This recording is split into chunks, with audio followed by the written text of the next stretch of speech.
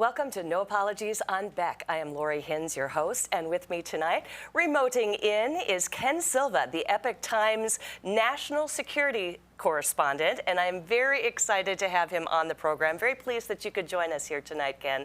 Thanks for being on. Oh, thank you so much for having me. We're talking tonight about a couple of articles that you have written, and they have some blockbuster, amazing revelations in them. And first of all, I'd like to talk especially to the 23rd of February article that you had, and it was so interesting. It talks about FBI right-wing infiltration. Let's speak to that first of all and talk about what PATCON is, because people may have never heard that phrase before, but PATCON is something everybody should be interested in. Sure. Well, I'm glad you agree because I've been trying to get our members of Congress interested in this, and they don't seem to be. And it's a mystery because it's really a wild story. So PATCON was a code name for an FBI 1990s right-wing infiltration operation that entailed 3 undercover FBI agents literally pretending to be domestic terrorists. They ran around the country in the early 90s. Claiming to run a militia called the Veterans Aryan Movement, which was in fact an FBI front group. They networked with other militias and right-wing groups, flashing cash, trying to incite people to violence, according to whistleblowers involved in this operation. But the significance of PATCON is you probably never heard of this because it never resulted in any major arrests. So what that means is essentially the FBI pretended to be right-wing extremists in the early 90s for intelligence gathering purposes. They were just spying on the right-wing movement. Never made any arrests, like I said. So it's a massive intelligence operation, and that's kind of a sympathetic way to look at it. And of course, my stories also go into things like why PATCON didn't catch the Oklahoma City bombing and more nefarious aspects of the program. And we can get into that a little bit if you'd like. Well, PATCON stands for Patriot Conspiracy.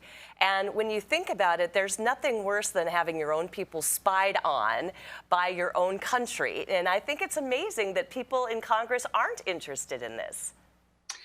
Yeah, well, even the name Patriot Conspiracy sounds wild. Like it doesn't, this operation is some sort of fantasy.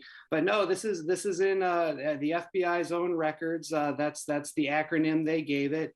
The PATCON officially on paper only lasted about 2 years from 91 to 93, but this operation was never disclosed. There was never any oversight, and it kind of just evolved throughout the 90s. There was something called VATCON at one point, Violence Against Abortion Providers, where the FBI infiltrated right-wing groups that were supposedly going to attack abortion clinics and things like that.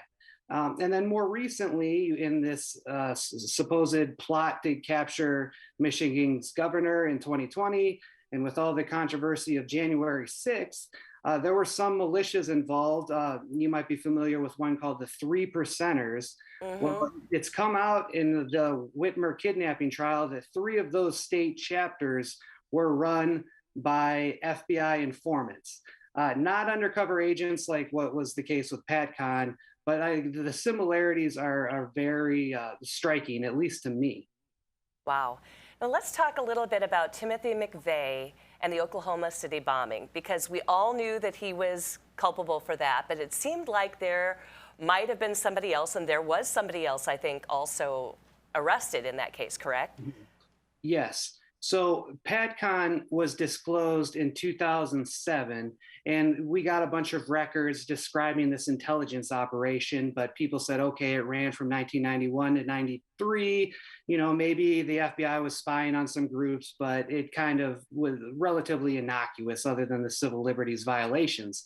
However, in 2011, a former PATCON operative, an FBI informant, came out as a whistleblower and said that, in fact, he signed up to try to solve crime, try to infiltrate extremist groups and inform.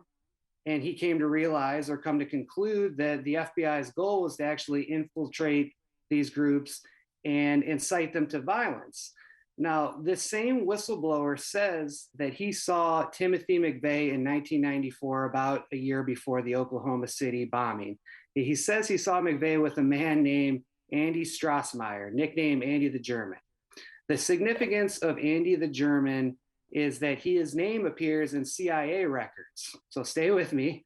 We don't know in what capacity his name appears in CIA records because these records are heavily redacted, but he knows his name is in there. And we know he has some kind of connections to the CIA. We also know this Andy the German dated an ATF informant named Carol Howe. We know this through a congressional report issued around, I think, 2001. So now you have an ATF informant, a man with connections to the CIA, and an FBI informant, a PATCON operative, all within 2 degrees or fewer within Timothy McVeigh. So you gotta ask yourself, this has got to be some kind of massive intelligence failure, or was it something worse?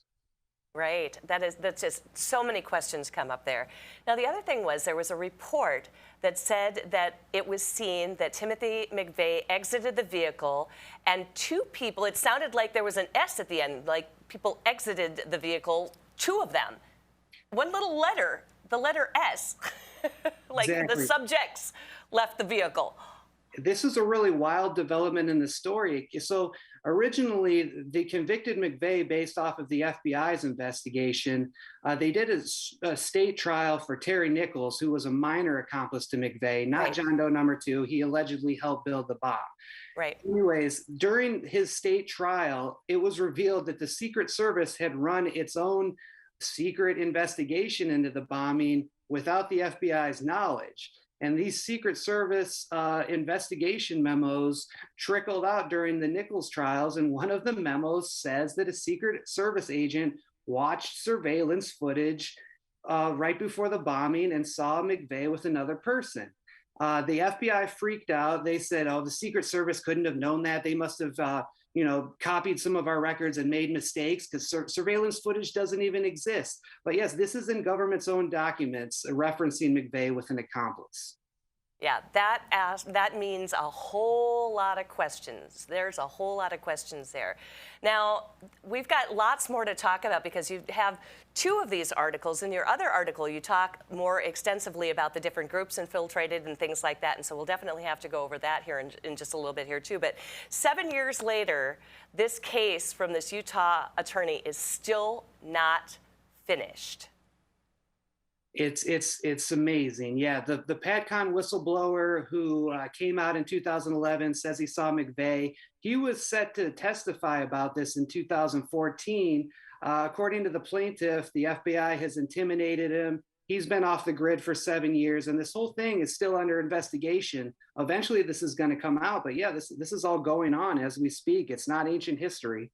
You have such really groundbreaking reporting on this story and the other one that you did too. So the story that we're talking about in this segment is about something that came out on the 22nd of March. And this same sort of article talks really extensively about infiltration by the FBI, right-wing infiltration operations. But more than that, I'm very concerned about the fact that they could be spying on U.S. citizens in so doing, Ken. Yeah, absolutely. So the origin of PATCON really was probably the 1980s. There was a lot of economic hardship in the heartland, a lot of farmers losing their lands, a lot of Vietnam veterans having health problems and feeling like their government is kind of turning their back on them. And a lot of these people formed militias.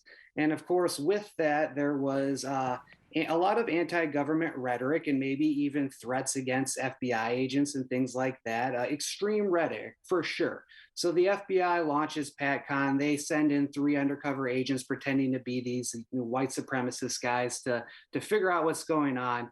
They never found any actual evidence of threats against agents or real evidence of crime, but they kept PATCON running for another year or 2 and continued to just collect intelligence on various militias within the country. So again, this is not any sort of law enforcement operation. This is a domestic spying operation. Mm-hmm.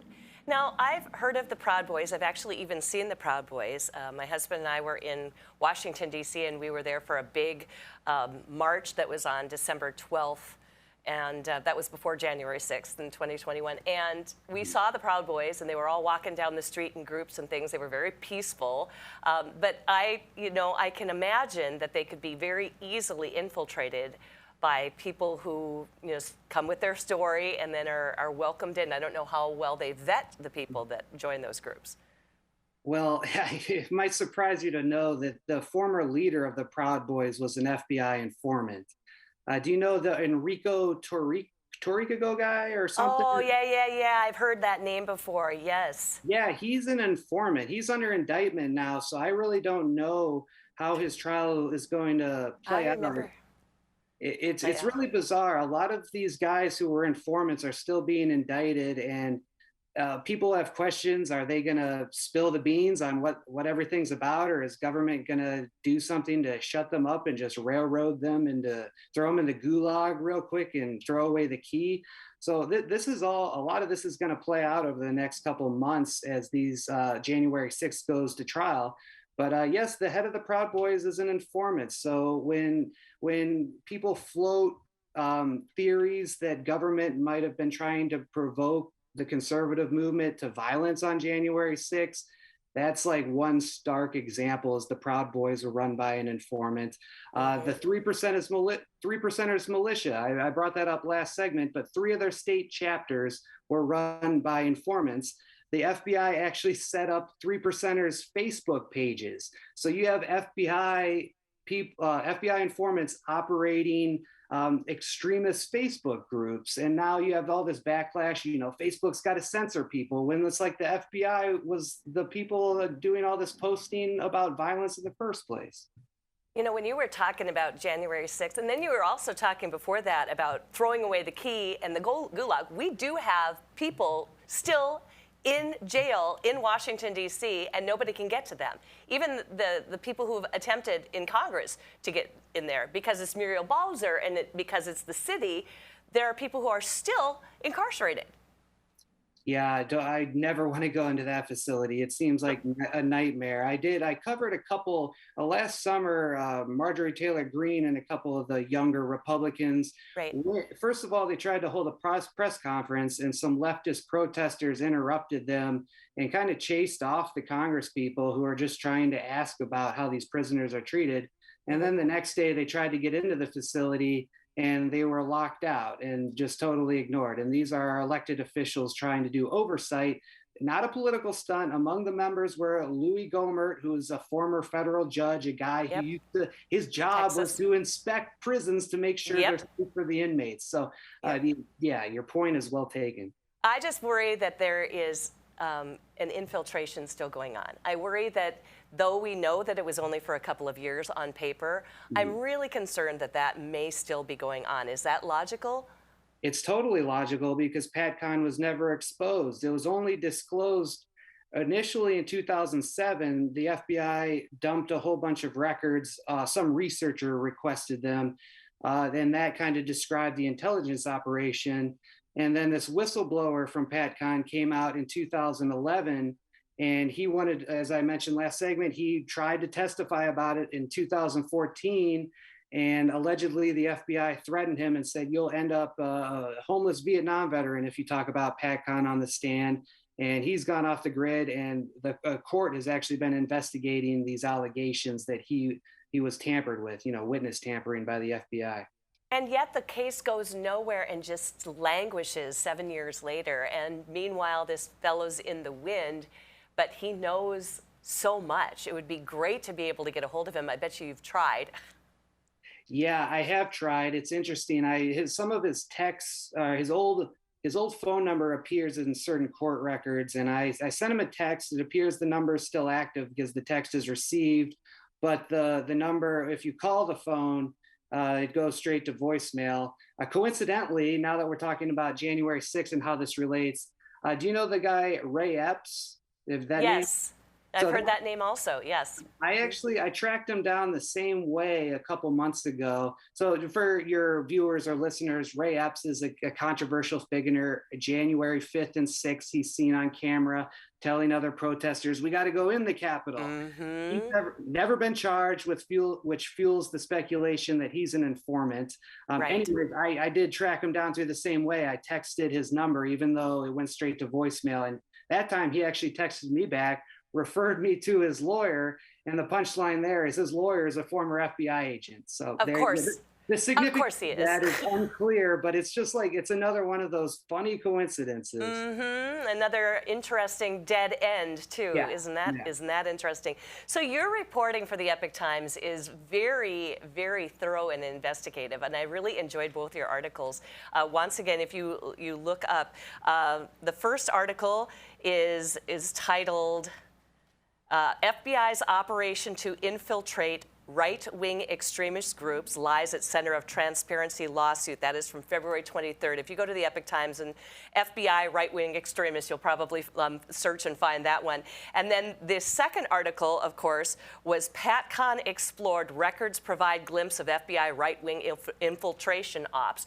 Both of those should send a chill down the spine of every American, and I hope that at some point enough outcry comes from the public so that our legislators and our congresspeople finally get on board with doing some investigation on this. I'm hoping so too. It's going to take somebody with courage, somebody that doesn't mind the backlash. I'm thinking maybe Louis Gohmert might be the right mix of credibility and courage. So I've been in touch with a couple congressional staffers. But yeah, PATCON should be a household name. All the soccer moms, all the guys that watch footballs on Sunday, hashtag PATCON. You need to be asking your legislators about this. Absolutely. I absolutely agree. These are both brilliant articles, very beautifully written. And if you have not watched or followed things on the Epoch Times, I would highly recommend it. I have a subscription, and I really, really enjoy all the stuff that I get there, too. So, Ken, thank you very much for being on the program tonight. We are grateful that you are giving us this information about PATCON and getting the word out, and we will definitely keep you apprised, our audience, if Ken comes up with other blockbuster information. Ken, thank you so much.